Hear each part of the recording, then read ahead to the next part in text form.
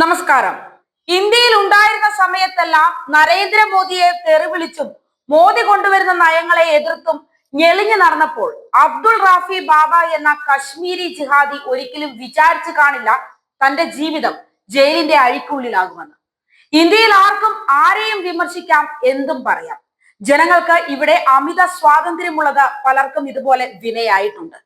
ഇവിടെ സർവ്വ സ്വാതന്ത്ര്യത്തോടെ ജീവിച്ച് അത് എല്ലിൽ തറച്ചത് കാരണമാണ് പലരും എവിടെ പോയാലും അതുപോലെ തന്നെ പെരുമാറാൻ കാരണമാകുന്നത്.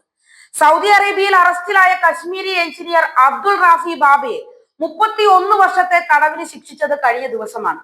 സൈബർ കുറ്റങ്ങളും ഭീകര പ്രവർത്തനങ്ങളുമാണ് ബാബയ്ക്ക് മേൽ ചുമത്തിയിട്ടുള്ളത്.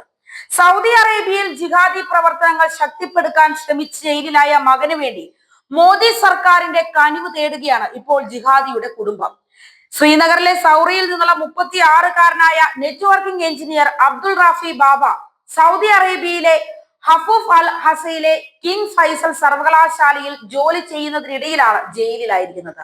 ഇതിനിടയിൽ ഇയാൾ ജയിലിലാവുകയും ചെയ്തു. കഴിഞ്ഞ 4 വർഷമായി സൗദിയിലെ ജയിലിലാണ് റാഫി. സൗദി രാജകുമാരന്റെ നവോത്ഥാന ആശയങ്ങൾക്കെതിരെ സമൂഹ മാധ്യമങ്ങളിലും മറ്റും പ്രതികരിച്ചതിനാലാണ് ഇയാൾ ഇപ്പോൾ ജയിലിൽ കിടക്കുന്നത്. സൗദിയുടെ വിഷൻ 2030 തീവ്ര മുസ്ലിം വിഭാഗക്കാർക്ക് അത്ര താല്പര്യമൊന്നും ഉണ്ടായിരുന്നില്ല. വൈവിധ്യമാർന്ന സമൂഹവും ശക്തമായ സാമ്പത്തിക അവസ്ഥയും ലക്ഷ്യമിട്ട് സൗദി ഭരണകൂടം നടപ്പാക്കുന്ന പരിപാടിയാണ് വിഷൻ 2030.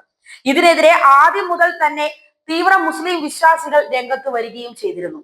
മദ്യപാനം അടക്കമുള്ള കാര്യങ്ങളിൽ ടൂറിസത്തിന്റെ ഭാഗമായി ഇളവുകൾ പ്രഖ്യാപിച്ചതോടെ ജിഹാദികൾ വിയോജിപ്പ് പ്രകടിപ്പിക്കുകയായിരുന്നു. കശ്മീരിൽ ആർട്ടിക്കിൾ 370 റദ്ദാക്കിയതിൽ മോദി സർക്കാരിനെതിരെ നിരന്തരം പ്രതിഷേധിച്ച വ്യക്തിയാണ് ഈ റാഫി. ജിഹാദി ആശയക്കാരനായ റാഫി അതിനുശേഷമാണ് സൗദിയിൽ എത്തിപ്പെട്ടത്. അവിടെ സൗദി രാജകുമാരന്റെ നേതൃത്വത്തിൽ നടത്തിയ വികസനങ്ങൾക്കെതിരെയും റാഫി നിരന്തരം പോസ്റ്റുകൾ ഷെയർ ചെയ്തു.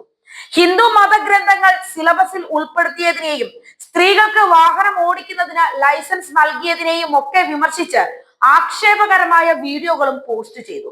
ഭീകര പ്രവർത്തനങ്ങളെ പിന്തുണയ്ക്കുകയും ചെയ്തു. തുടർന്നാണ് 4 വർഷം മുമ്പ് റാഫി ജയിലിലാകുന്നത്.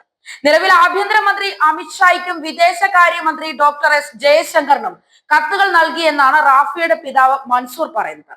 പക്ഷേ എല്ലാ കാര്യത്തിലും പ്രതിഷേധിക്കുന്ന അലമുറയിടുന്ന കേരളത്തിലെ ജിഹാദികൾക്ക് ഈ വിഷയത്തിൽ പക്ഷേ ഒരു അനക്കവുമില്ല. ഞമ്മന്റെ രാജ്യവും ഞമ്മന്റെ രായാവും ആയിപ്പോയി.